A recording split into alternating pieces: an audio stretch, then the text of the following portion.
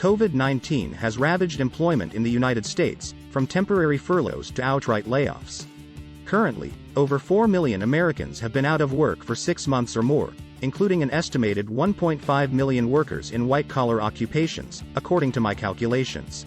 Though the overall unemployment rate is down from its peak last spring, the percentage of the unemployed who are long-term unemployed, LTU, keeps increasing and is currently at over 40%, a level of LTU comparable to the Great Recession but otherwise unseen in the US in over 60 years. The causes of the Great Recession and COVID-19 job crises differ, of course. But the stigma attached to LTU will likely be similar, particularly for knowledge workers and older workers. Americans want to believe that if you do the right things, work hard, go to a good college, get a job at a good company, your career will not suddenly go off a cliff. That it can, and it does for millions. Now that the United States is facing another growing unemployment crisis, in addition to an aging population, understanding the sociological effects of LTU is critical for shaping a response, both for organizations and for individuals who lose their jobs. Biased hiring practices. Age bias. For many lifelong professionals who find themselves suddenly jobless, the search for new work typically begins with optimism befitting someone who has had a lengthy and successful career. But this optimism can quickly turn to bewilderment. Stephen had a long and successful career prior to losing his job. Working in the field of secondary education, he climbed his way up from guidance counselor to school principal before being laid off. After a year of unsuccessful job searching, Stephen reported that his applications seemed to disappear into a black hole. When I spoke with him, he shook his head. At this stage I'm stunned. Even a degree from a prestigious university or experience at a prestigious firm may not help. According to another recruiter, Catherine, you may have an MIT or Harvard advanced degree, but if you've been working 20 years, you're older and unemployed, that person would have a very hard time. Unemployment bias. In addition to age discrimination, the mere fact of being unemployed invites bias, something that grows with the duration of unemployment. If a job seeker does not find a job within a few months, this new barrier to employment can dwarf any others. Success bias. Facing these obstacles, and with mounting financial pressures and concerns about their ever-lengthening employment gap, many job seekers broaden their searches to include lower-level jobs. This makes intuitive sense, but another obstacle appears in their own prior success. Having advanced to relatively high levels in their field, companies now refuse to consider them for lower-level jobs. Underqualification bias. To avoid the overqualification trap, some job seekers consider switching to a new field in which their prior work experience will not be held against them. The hidden costs of networking. I asked recruiters how, given the multiple levels of bias and discrimination facing older LTU job seekers, they might advise someone to find a professional job. The answer was unanimous: networking. While this conventional advice may have some merit, I also discovered during my research that for LTU workers, networking can have severe costs for their social and emotional well-being. Self-confidence. Sharon, a Harvard graduate who worked at several prestigious banks, puts it this way: the problem that most long-term unemployed people have is that, because we are not working, there is a perception that there is something wrong with us. I think this impacts your self-confidence and your self-view. And it prevents people from looking at what you can contribute. After unsuccessfully looking for work for over a year, Sharon observed that thinking of networking puts a pit in my stomach. When she thinks of contacting a past colleague, Sharon's mind starts imagining them, thinking, she's still unemployed. What's wrong with her? Shame.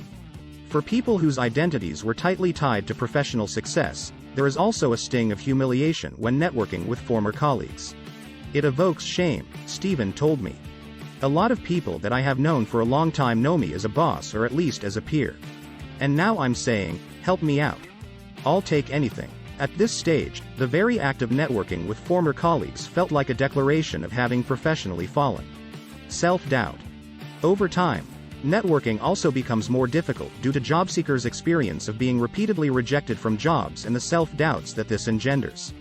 For example, Charles explains his difficulty in networking as stemming from his doubts about, what interest might there be in me? And what can I offer this person? He explains that underlying these questions is the deeper question: what kind of self-worth and self-esteem do I have? The metaphor of a beggar appears frequently for job seekers in this position. Authenticity. An equally challenging aspect of networking is the feeling of inauthenticity, or, as one person put it, being a used car salesman. A widely shared understanding among LTU job seekers is that effective networking requires engaging in layers of masking. Among the things that may need to be masked are the duration of unemployment, financial desperation, ongoing emotional turmoil, and a lack of confidence. All these layers of masking generate feelings of inauthenticity, which then also must be masked, along with the fears that the multiple maskings will not be effective and they will be exposed as fraud. The power of sociologically informed support. If hiring practices and networking can do more harm than good, what might help? To explore this question, I collaborated with a group of career coaches and counselors who agreed to provide free support to LTU job seekers under the umbrella of a nonprofit organization called the Institute for Career Transitions, ICT. The support provided by the ICT departs from traditional forms of support for unemployed workers in two important ways. Understanding why LTU occurs. Whereas traditional job seeker support begins and ends with strategies, resumes, networking, LinkedIn, etc., ICT begins with a sociological explanation of the structural nature of the obstacles LTU job seekers face. To counter the tendency to internalize stigma and self-blame, sociologically informed support avoids messages that might exaggerate the role of individual job seeker strategies in shaping job search outcomes. For example, at various ICT support gatherings, I directly discussed the sobering research findings I described above, openly sharing experiences of being LTU. In addition to understanding obstacles, the other significant dimension of support was the foregrounding of the fact that LTU almost invariably generates difficult negative emotions, undermines identities, and makes social-emotional support hard to come by. Sociological support explicitly encouraged job seekers to share difficult experiences and negative emotions with coaches and peers.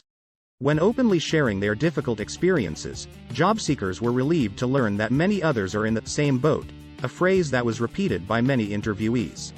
It is only through candid conversations that people can recognize the shared nature of the experience, and which in turn creates the possibility for mutual emotional support and reduces the experience of emotional isolation. How to implement this strategy amid COVID-19? An obvious limitation of any form of coaching-based support, of course, is that it does not change the underlying structural roots of long-term unemployment. Addressing biases and stigmas in the hiring process requires solutions at governmental and organizational levels, too. And because my research focused on white-collar workers, more research needs to be done to understand the experiences of other kinds of workers as well. Nevertheless, the interviews suggest that sociological coaching helped LTU job seekers in their job search and in their well-being, even though not all found new positions. This leads me to believe that sociologically informed support programs are vital for the well-being of people who are out of work for long periods of time, as may be the case over the next several years. As both the Great Recession and COVID-19 have taught us, no matter where you got your degree, no matter how experienced and skilled you are at risk of becoming trapped in long-term unemployment through no fault of your own. Understanding the role of stigma in the job market is a crucial first step for policymakers and employers to make real our ideals of fairness and meritocracy, and for individuals trapped in LTU to recognize that they are not alone, that nothing is wrong with them, and that they can find strength and support by banding together with others.